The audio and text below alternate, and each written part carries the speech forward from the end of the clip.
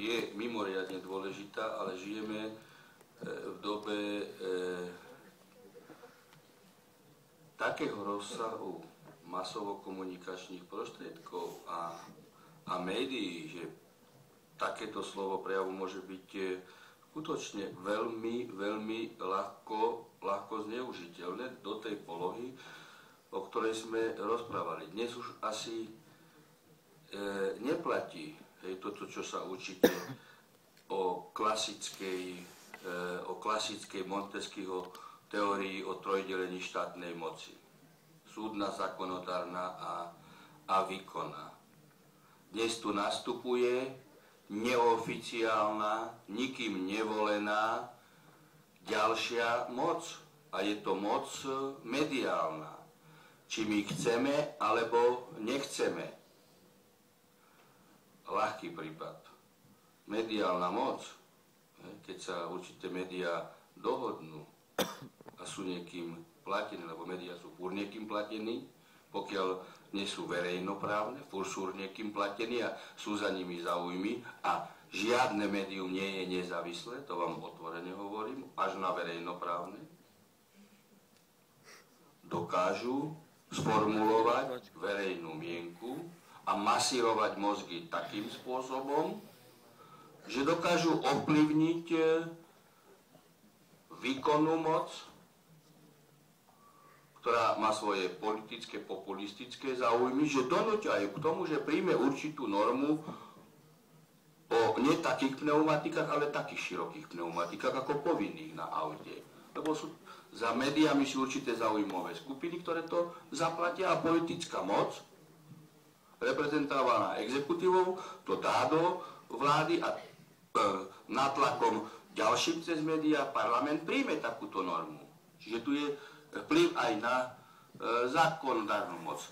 A zoberte si akékoľvek kauzy súdne, keď sa médiá pustia do toho a keď je sudca slabšej chrbtovej kosti,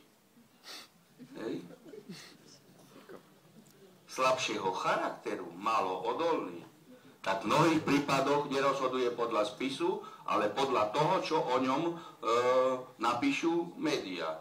Zažil som také prípady, aj také spisy som mal. A vedel som, ako, a pamätám sa, ako v čase, keď sa určitá trestná kauza robila, aké boli tlačové konferencie určitých predstaviteľov. Ale na margo trestnoprávnych kauzov vám poviem jednu vec. Keď niečo chcete, tak si ste budúci adepti na prokurátorské, sudcovské, policajské, advokátske miesta. Určitá móda, aká je na Slovensku a podľa bilaterálnych stretnutí aj v iných týchto postkomunistických krajinách, kde teda polícia často cestou aj svojich reprezentantov alebo minister vnútra robia tlačové konferencie. Toto sme odhalili, taká trestná sadzba za tým je a celú skupinu sme rozbili. Dostanete spis na stôl, nemáte tam nič. Si zapamätajte, že tam, kde sa robí v určitej trestnoprávnej kauze tlačová konferencia, vás, alebo zaujímajte sa o to ďalej, že ten spis bude, alebo tá kauza bude určite oslobodená. Iba tam robia tlačové konferencie, kde nemajú dôkazy, aby urobili nátlak na sudcu, aby zobral konkrétnu osobu do väzby, lebo je tak pripravená spoločnosť mediálne, ale aj politicky. Veď si zoberte v poslednom období pred voľbami, aké sa robili masírácie mozgov, len tá policajná akcia s tým vrtuľníkom. Pamätáte sa? Neviem, ktorý to bol z tej skupiny, tam bola Mačiči, kde to bolo. Piťovci. Veď jeden z tých Piťovcov 3 mesiace sa hlásil ministrovi vnútra, že chce vypovedať. Tak keď ho chceli zatknúť, tak mohli ho prijať na vypočutie a potom ho zatknúť, keď bol takýto páchateľ. Ale robiť také divadlo s vrtuľníkom v vtrhnúť do budovy obydlia a páchateľ vyjde z dvere, čo má tu s vrtuľníkom zo strechy chytáte, keď ja vychádzam von. Ďaleko sa nebránim nikomu. A výsledkom celej akcie potom je, že akcia bola robená pre super ťažkú zločinu, teda trestnú činnosť, zločineckú činnosť, organizované skupiny a ja neviem čo všetko. A výsledkom potom sú 3-4 zatknutia alebo 5 zatknutí pre nedovolené ozbrojovanie. To bol výsledok celej akcie. No veď urobte prehľadku, máme v Slovensku 10 000 polovníkov, urobte domovú prehľadku každému a môžeme vniesť rovno 8 000 obvinení pre nedovolené ozbrojovanie. A výsledkom tejto bombastickej leteckej vrtuľníkovej akcie boli 4 alebo 5 obvinení pre nedovolené ozbrojovanie.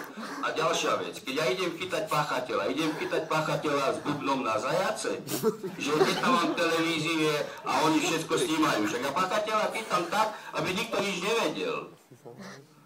No a toto všetko je za korešpondencie a súčinnosti médií. A hneď je tlačová konferencia, tam sme chytili to a to. A teraz už ako situácia bude úplne bezpečná, lebo sme všetkých pozatvárali, ešte súdy nerozhodli vôbec o väzbe. A keď náhodou sudca pustí z väzby, tak začne na neho útočiť. Ten musel byť uplatnený, lebo pustil nám z väzby takého ťažkého zločinca. Hej? A v spise nemáte nič. A toto je, vidíte, sila médií. Jak je ľahko zneužiteľné právo na slobodu prejavu. A ešte niektorí títo funkcionári vám povedia, že oni majú povinnosť informovať. Povinnosť informovať. Ale hovoriť pravdu. No tak, tu vidíte, jak sú to závažné